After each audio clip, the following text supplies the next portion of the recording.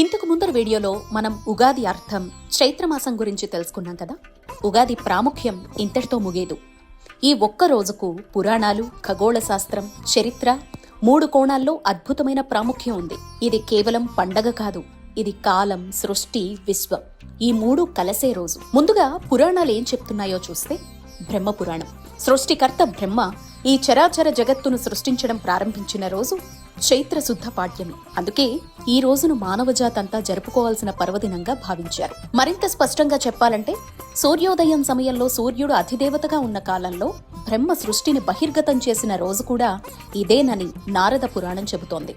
అంటే సృష్టి ప్రారంభ క్షణంగా ఈ రోజును భావించారు. మత్స్య పురాణం ప్రకారం ఇంకో ఆసక్తికరమైనటువంటి కథ, వేదాల్ని దొంగలించిన రాక్షసుణ్ణి విష్ణుమూర్తి మత్స్యావతారమెత్తి సంహరించి తిరిగి బ్రహ్మకు వేదాలను అందజేసిన రోజు కూడా ఇదే. అంటే జ్ఞానం తిరిగి ప్రపంచానికొచ్చిన రోజు. రామాయణంలో కూడా ఈ రోజుకు ప్రాముఖ్యత ఉంది. 14 సంవత్సరాల అరణ్యవాసం, రావణ సంహారం తర్వాత శ్రీరాముడు సీత లక్ష్మణులతో కలిసి అయోధ్యకు తిరుగు ప్రయాణానికి సిద్ధమైన రోజు కూడా ఇదేననంటారు.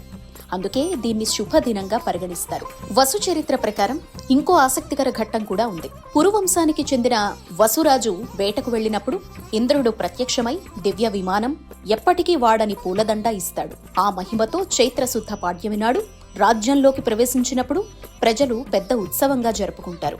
అక్కడ్నుంచి కూడా ఈ రోజుకు పర్వదిన ప్రాముఖ్యత ఏర్పడింది. ఖగోళ శాస్త్రం ఏమంటోందంటే, ఇప్పటి వరకు పురాణాలే తెలుసుకున్నాం.